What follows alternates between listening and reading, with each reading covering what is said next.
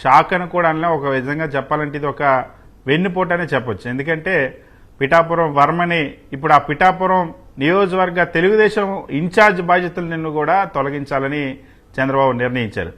వాస్తవానికి పిఠాపురం సీటు ఆ పవన్ కళ్యాణ్ పోటీ చేయాలని ఎంచుకున్నప్పుడు ఎన్నికల సందర్భంలోనే అక్కడ తీవ్ర రగడ నెలకొంది. తెలుగుదేశం పార్టీకి సంబంధించినటువంటి కార్యకర్తలు, వర్మ అనుచరులు చంద్రబాబుని, నారా లోకేష్ని అప్పట్లోనే పచ్చి బూతులు తిట్టి తిరుగుబాటు చేసినటువంటి పరిస్థితి.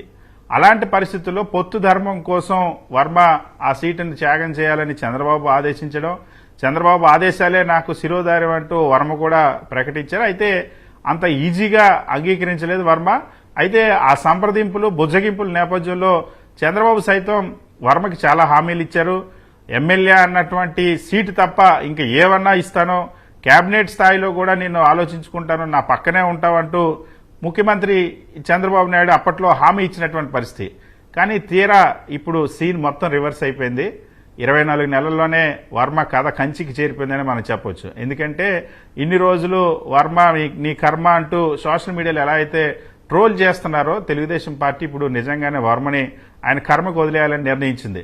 తెలుగుదేశం పార్టీకి సంబంధించినటువంటి పిఠాపురం నియోజకవర్గ ఇన్ఛార్జ్ బాధ్యతల నుండి తప్పించాలని చంద్రబాబు ఆదేశించారు. దీనికి కారణం చంద్రబాబు పవన్ కళ్యాణ్ల భేటీ అన్నది చాలా స్పష్టంగా అర్థమవుతుంది. ఇటీవల వీకెండ్ విశ్రాంతి కోసం చంద్రబాబు హైదరాబాద్ వెళ్ళినప్పుడు హైదరాబాద్ ఉన్నటువంటి డిప్యూటీ సీఎం పవన్ కళ్యాణ్ నివాసానికి వెళ్లారు. ఆయన ఆరోగ్య సమాచారం తెలుసుకోవడానికి, యోగక్షేమాలు తెలుసుకోవడానికి వెళ్లారు. ఆ సందర్భంగా ఇద్దరి మధ్య పిఠాపురం వర్మకు సంబంధించినటువంటి రచ్చ పైన తీవ్రంగా చర్చ జరిగినట్టు తెలుస్తోంది. ఆ రచ్చ దాని ఫలితంగానే ఈరోజు వర్మని టీడీపీ ఇన్ఛార్జ్ బాధ్యతలను కూడా తొలగించినట్టు చెప్తా ఉన్నారు.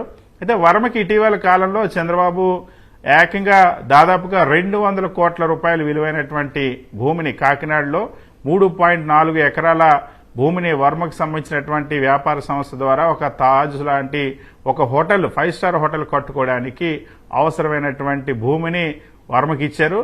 సో మీకు పదవులు ఇవ్వకపోయినా ఆర్థికంగా భారీ లబ్ధి చేకూర్చాం కాబట్టి, ప్రభుత్వ భూమినే మీకు ఇచ్చాం కాబట్టి దీంతో సరిపెట్టుకోవాల్సిందే అని చంద్రబాబు ఒక సందేశాన్ని పంపించారు. అందుకోసమని ఈ మధ్యకాలంలో టీడీపీ సమావేశంలో కూడా చాలా స్పష్టంగా చెప్పారు.